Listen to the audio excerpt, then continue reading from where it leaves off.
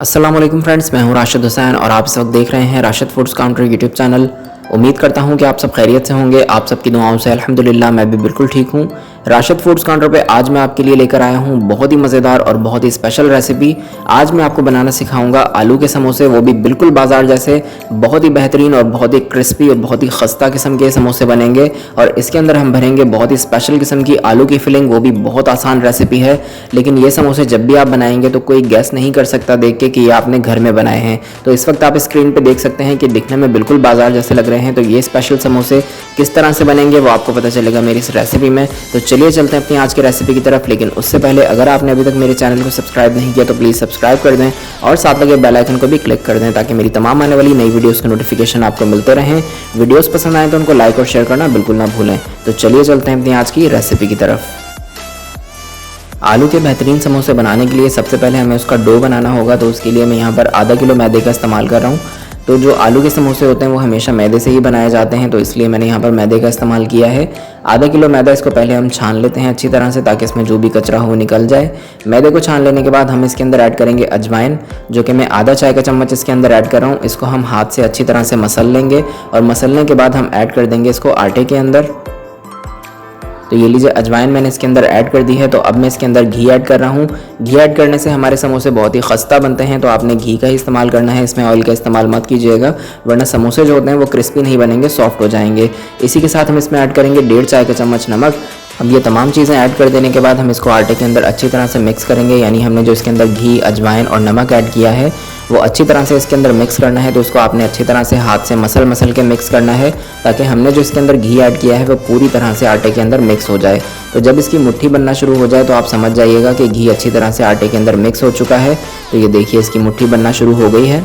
ये देखिए, इसका मतलब यह है कि घी अच्छी तरह से पूरे आटे के अंदर मिक्स हो चुका है।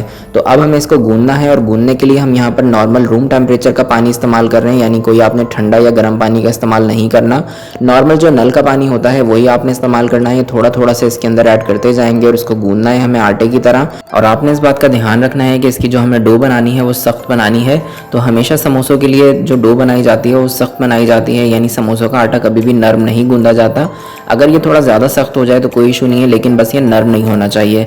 तो आपने इस बात का ध्यान रखना है। तो ये देखिए मैंने इसको अच्छी तरह से गूंद लिया है और आप देख सकते हैं ये कितना सख्त है इस वक्त। ये देखिए, अब मैं आपको उंगली से भी चेक करवाता हूँ कि ये कितना सख्त है। ये बिल्कुल भी सॉफ्ट नहीं है, ये देख सकते हैं आप।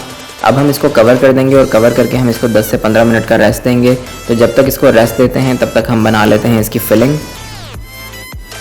आलू के समोसे की फिलिंग बनाने के लिए सबसे पहले हम एक पैन रख देंगे चूल्हे के ऊपर और इसके अंदर हम 3 से 4 टेबल स्पून ऑयल ऐड करेंगे। तो ऑयल हमें बहुत ज़्यादा ऐड नहीं करना, इसको प्रीहीट कर लेंगे मीडियम फ्लेम पे। उसके बाद हम इसके अंदर ऐड करेंगे प्याज। मैंने यहाँ पर एक छोटे साइज़ का प्याज लिया था जिसको मैंने स्लाइस में काट लिया था। अब हम इसको हल्का सा फ्राई करेंगे। तो हमें इसको ब्राउन नहीं करना, बस हल्का सा हमें इसको सॉफ्ट करना है। तो ये लीजिए प्याज सॉफ्ट हो चुका है। अब मैं इसके अंदर ऐड कर रहा हूँ ज़ीरा, जो कि 1 चाय का चम्मच मैं इसके अंदर ऐड कर रहा हूँ। ज़ीरा ऐड करने के बाद हम इसको 15 से 20 सेकंड तक हल्का सा फ्राई कर लेंगे ताकि ज़ीरे की अच्छी से खुशबू आ जाए ऑयल के अंदर। अब मैं इसके अंदर मसाले ऐड करूंगा। तो मैं सबसे पहले इसके अंदर ऐड करने जा रहा हूँ कुटी हुई लाल मिर्च, जो कि 1 खाने का चम्मच यानी 1 टेबल स्पून मैंने इसके अंदर ऐड की है। इसी के साथ मैं इसमें ऐड करूंगा साबुत धनिया, ये भी 1 खाने का चम्मच मैंने इसमें ऐड किया है। अब मैं इसके अंदर ऐड करूंगा नमक, जो कि 1 चाय का चम्मच मैं इसके अंदर ऐड कर रहा हूँ। आधा चाय का चम्मच ऐड करेंगे इसके अंदर कलौंजी, आधा चाय का चम्मच हल्दी। तो हल्दी थोड़ी सी ज़्यादा ऐड की जाती है समोसों की फिलिंग के अंदर, इसलिए मैंने आधा चाय का चम्मच ऐड की है। अब मैं इसके अंदर ऐड करूंगा अदरक और लहसुन का पाउडर। तो अगर आपके पास लहसुन और अदरक का पाउडर ना हो तो आप अदरक और लहसुन का पेस्ट भी ऐड कर सकते हैं इसके अंदर। और लहसुन अदरक का पाउडर मैंने आधा चाय का चम्मच इसके अंदर ऐड किया है। इसी के साथ मैं थोड़ा सा पानी ऐड कर दूंगा इसके अंदर, तकरीबन 2 से 3 टेबल स्पून, ताकि हमारा मसाला जले नहीं। अब हमें मसाले को लो फ्लेम पर अच्छी तरह से भून लेना है तकरीबन 5 मिनट तक। मसाले को मैंने लो फ्लेम पे भून लिया है और इसका कच्चापन ख़त्म हो चुका है। तो अब मैं इसके अंदर आलू ऐड करने जा रहा हूँ। मैंने यहाँ पर 4 दरमियाने साइज़ के आलू लिए थे जिनको बॉईल करके मैंने मैश कर लिया है। तो आपने इसको बहुत ज़्यादा मैश नहीं करना, यानी इसके अंदर छोटे छोटे से चंक्स बाकी रहने चाहिए। जैसा कि आपने समोसों के अंदर देखा होगा कि उसकी जो फिलिंग होती है उसके अंदर छोटे छोटे से आलू के पीसेस भी आपको नज़र आ रहे होते हैं। तो इसलिए आपने इसको बिल्कुल पीसना नहीं है, थोड़े से इसके अंदर चंक्स बाकी रहने चाहिए। मसाले के अंदर आलू को अच्छी तरह से मिक्स कर लेंगे। उसके बाद हम चूल्हे की फ्लेम को ऑफ कर देंगे और इसको ठंडा होने देंगे। तो जब तक ये ठंडा होता है तब तक हम पट्टियाँ बना लेते हैं समोसों की। आटे को रखे हुए 15 मिनट हो चुके हैं और इसको काफ़ी रेस्ट मिल चुका है। तो अब हम इसके पोर्शंस बनाएंगे, तो उसके लिए हमें पहले इसको रोल कर लेना है इस तरह से। तो ये देखिए मैंने इसको रोल कर लिया है इस तरह से। ये रोल करने से आपको आसानी हो जाती है इसके पोर्शंस बनाने में। तो अब आपने इसके पोर्शंस बनाने हैं तो किसी भी शार्प नाइफ़ की मदद से आप इसके पोर्शंस बना सकते हैं, यानी जिस साइज़ का भी आपने समोसा बनाना है उस साइज़ के आप इसके पोर्शंस बना लीजिए। अब ये तमाम पोर्शंस मैंने बना लिए हैं, तो अब एक एक पोर्शन इस तरह से उठाते जाएंगे। उसको हल्के हाथ से आपने इस तरह से प्रेस करना है और हल्का हल्का से इसको प्रेस करके इस तरह से साइड पे रखते जाएंगे। समोसा पट्टी बनाने के लिए अब ये तमाम पोर्शंस हमारे रेडी हो चुके हैं, तो इसको उठा के हम एक साइड पे रख लेते हैं।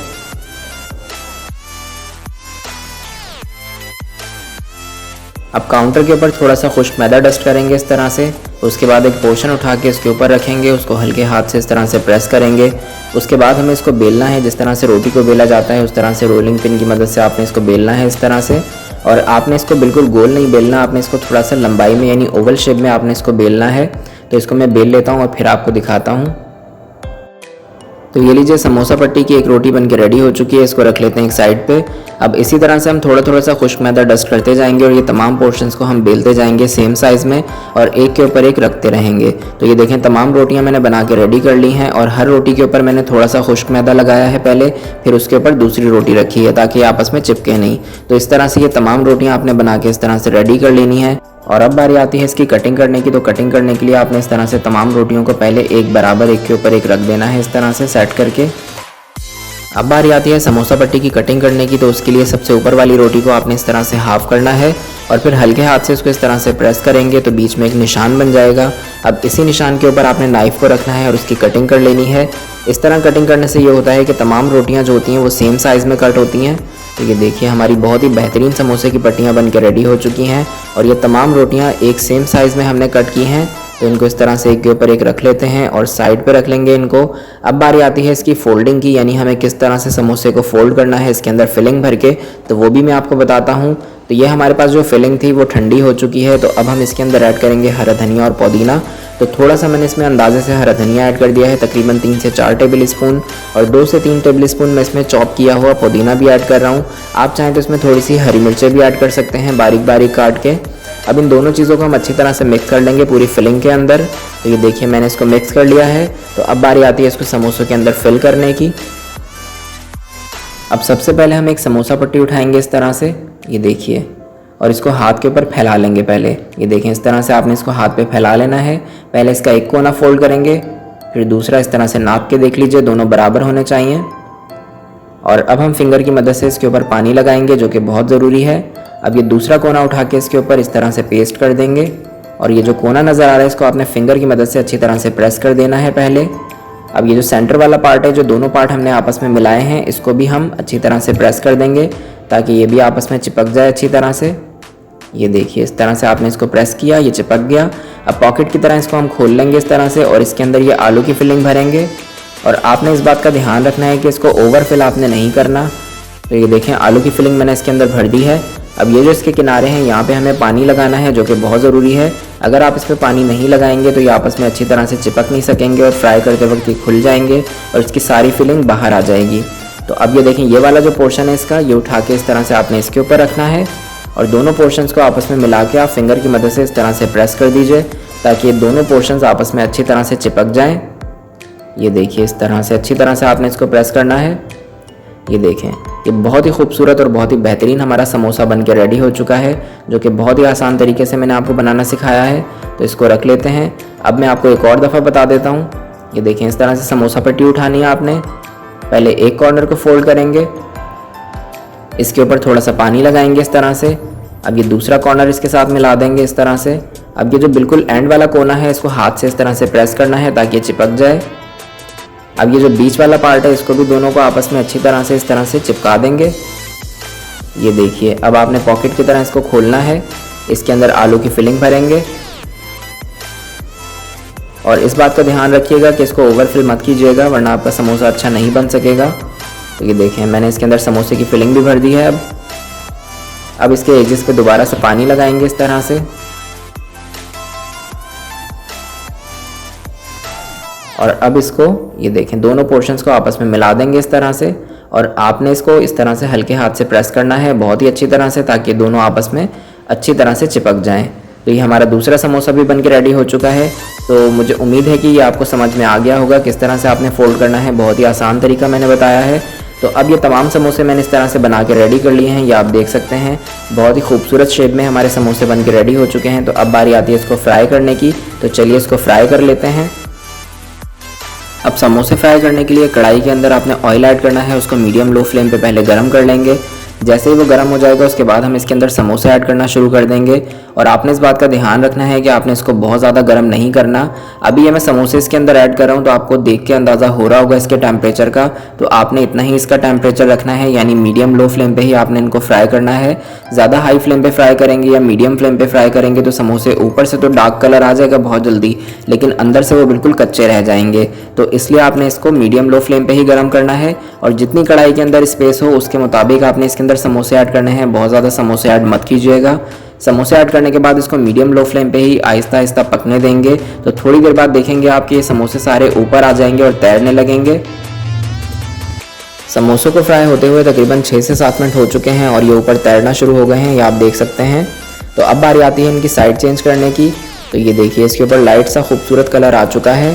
तो अब इन तमाम समोसों की हम साइड चेंज कर देंगे। और समोसे को फ्राई होने का जो टाइम होता है वो तकरीबन 12 से 13 मिनट होता है। 12 से 13 मिनट लगते हैं इसको अच्छी तरह से फ्राई होने में। और आप इसको इसी तरह से मीडियम लो फ्लेम पे ही फ्राई कीजिएगा। ज़्यादा हाई फ्लेम पे फ्राई करेंगे तो ऊपर से तो बहुत जल्दी इसके ऊपर कलर आ जाएगा, लेकिन जो समोसे की पट्टी है वो अंदर से कच्ची रह जाएगी और इसका जायका जो है वो अच्छा नहीं आएगा। तो इसलिए इसको मीडियम लो फ्लेम पे ही फ्राई करते हैं जब तक इसके ऊपर खूबसूरत कलर नहीं आ जाता। तो ये देखें समोसों के ऊपर बहुत ही खूबसूरत कलर आ चुका है दोनों साइड से। और समोसों को इससे ज़्यादा डार्क ब्राउन मत कीजिएगा, क्योंकि ऑयल से बाहर आने के बाद भी ये ऑक्सीडाइज हो जाते हैं, यानी इनका कलर जो है वो और ज़्यादा डार्क हो जाता है ऑयल से बाहर आने के बाद। तो इसलिए आपने इसको ज़्यादा डार्क ब्राउन नहीं करना। तो ये जो इसका कलर आपको नज़र आ रहा है ये बिल्कुल परफेक्ट है। तो अब हम इन समोसों को निकाल लेते हैं और इनको निकालने के बाद हम दूसरे बैच को भी इसी तरह से फ्राई कर लेंगे मीडियम लो फ्लेम पे ही, ताकि उसका भी खूबसूरत सा कलर आ जाए और वो अच्छी तरह से अंदर तक से पक जाएँ। तो जब ये तमाम समोसे पक जाएंगे उसके बाद मैं दिखाऊँगा आपको इसका फाइनल लुक।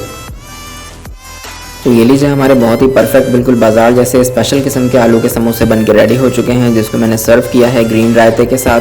तो आप इसको रायते या चटनी के साथ खाएं, बहुत ही टेस्टी लगते हैं। और ये देखिए कितना खूबसूरत और कितना बेहतरीन हमारा समोसा बन के रेडी हुआ है। तो अब मैं आपको तोड़ के दिखाऊंगा, इसकी क्रिस्पीनेस चेक कीजिए।